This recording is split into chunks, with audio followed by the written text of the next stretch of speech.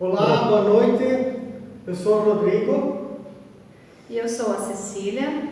Nós somos alunos do curso de Licenciatura em Geografia pela Universidade de Santa Maria, o Polo Serafina Corrêa.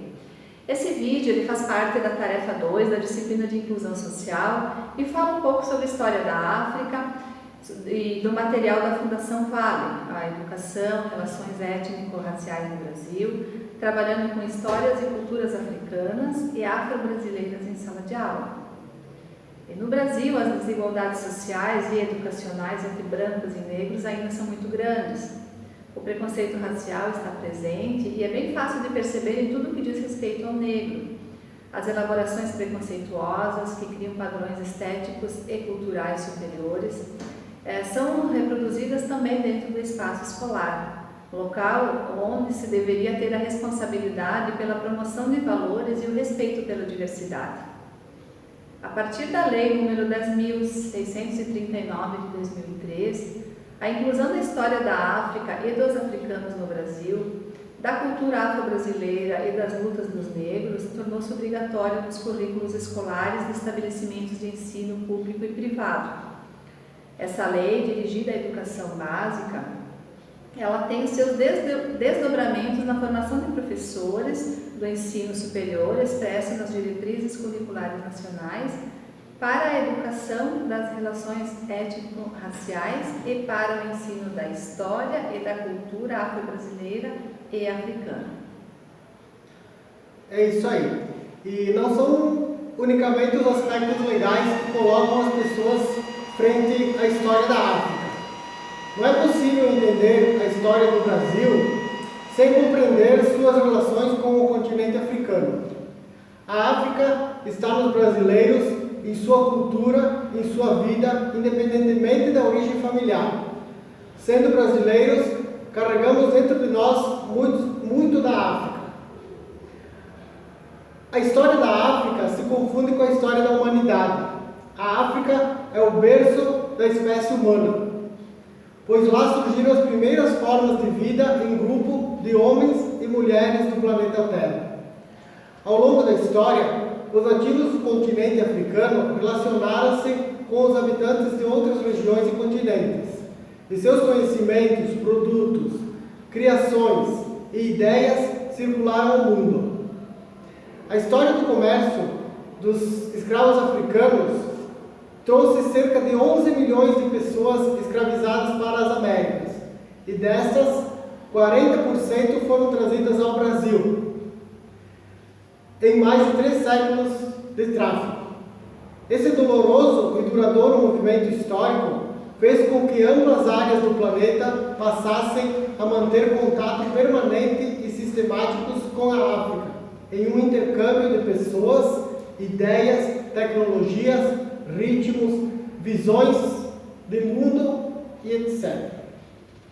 Atualmente, culturas de matriz africana se fazem presente em diferentes sociedades do mundo. Cabe aos educadores conhecê-las e estudá-las, para entender o mundo. Eu vou editar essa parte. Atualmente, culturas de matriz africana se fazem presente em diferentes sociedades do mundo. Cabe aos educadores conhecê-las e estudá-las, para entender o mundo de ontem, de hoje e ajudar a pensar no mundo de amanhã. Isso significa mais do que cumprir uma determinação da lei. É fazer valer o compromisso de uma educação que combata a exclusão e estimule o conhecimento e o respeito pelas diferentes origens da cultura e da sociedade brasileira. Muito bem. Ao iniciar os estudos sobre a história da África, é necessário tomar cuidado de como abordar o assunto, a fim de não generalizar ou simplificar um tema tão delicado. Não há como uniformizar atitudes, condutas e posturas, e idealizar-se um negro sempre ao lado da justiça e da solidariedade. Não se pode tratar o negro somente como uma vítima, pois isso também é uma forma de preconceito. O que se pode e se deve ressaltar são os exemplos de valores, valores humanos presentes nesta raça e que durante muito tempo injustamente foram negados e tornados invisíveis para a sociedade dominante. Também durante muito tempo defendeu-se a ideia de que aqui não havia discriminação e que o que separava as pessoas era apenas uma condição social. Na atualidade, não somente se observa pelos dados de demografia da pobreza brasileira que ela tem uma inequívoca marca de cor. A história e a vida de afrodescendentes no país revela a convivência permanente com o preconceito e os seus efeitos perversos. Para entender melhor isso e poder passar com mais segurança em sala de aula, é necessário dedicar-se ao tema. É necessário estudar, ler, informar-se sempre mais. Afinal, o que está em jogo é muito mais do que a competência profissional dos educadores. É o compromisso com um país mais justo e com um mundo melhor para todos. Bom, um ponto importante a ser destacado são as manifestações culturais de matriz africana no Brasil, que muitas vezes são reduzidas ao campo chamado de folclore. O conceito de folclore que remete às tradições e práticas culturais populares. Pode-se desmistificar a ideia de folclore presente no senso comum e, igualmente, mostrar como é complexa e sofisticada a cultura negra brasileira. É preciso problematizar a inserção da cultura africana no contexto, criando uma identidade e estimulando o orgulho de pertencer a ela. No que diz respeito às religiões de matriz africana, os ritmos, danças e brincadeiras que atualmente existem na cultura popular brasileira, não está certa essa pontuação. No que diz respeito a religiões de matriz africana e ritmos, danças, brincadeiras que atualmente existem na cultura popular brasileira, podemos dizer que algumas de suas bases podem ser encontradas na África, mas nunca na forma original. O candomblé, a capoeira, a congada, o maracatu são manifestações culturais nascidas no Brasil e têm fortes marcas da história da escravidão no país, da mistura dos povos africanos que ocorreu aqui e das relações que criaram entre si com a sociedade local. Essas manifestações são africanamente brasileiras. O que devemos ter atenção e refletir constantemente é que a África é um continente amplo, com diferentes grupos humanos, com línguas, costumes, tradições, crenças e formas de ser próprias, construídas ao longo de sua história. Assim, dizer o africano ou a africana como uma ideia no singular é um equívoco.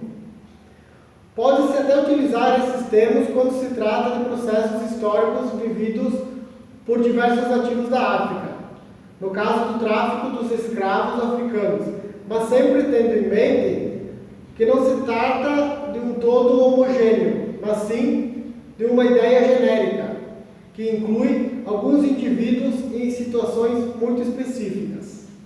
Nesses casos, vale dizer, de modo geral, africanos ou negros africanos. Contudo, deve-se evitar atribuir a essas pessoas qualidades comuns, como se fossem tipos característicos. Ok. Então, outro ponto de reflexão que podemos mencionar é que um dos preconceitos mais comuns com os africanos e afrodescendentes ele ocorre com relação às suas práticas religiosas e um suposto caráter maligno contido nessas práticas. Esse tipo de afirmação não resiste ao confronto com nenhum dado mais consistente de pesquisa sobre as religiões africanas e a maioria das religiões afro-brasileiras.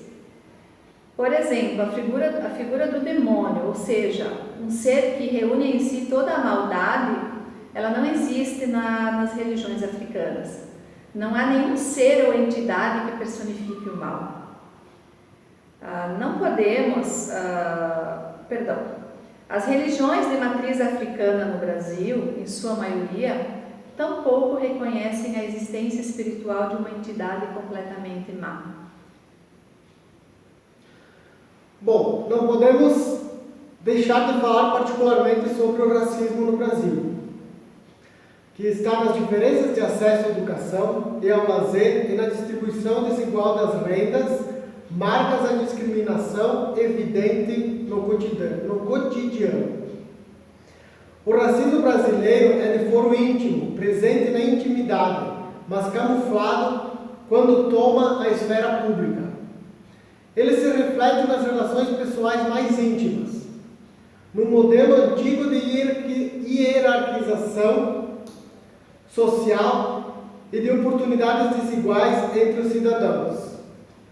O Brasil vive uma dicotomia ao exaltar a miscigenação racial e cultural, mas de ao mesmo tempo perceber-se um país extremamente desigual. Complementando então, nós temos que entender e também fazer com que os outros compreendam que raça é um conceito social, político e ideológico. Não tem uma sustentação biológica, uma vez que não é possível separar biologicamente seres humanos em raças distintas.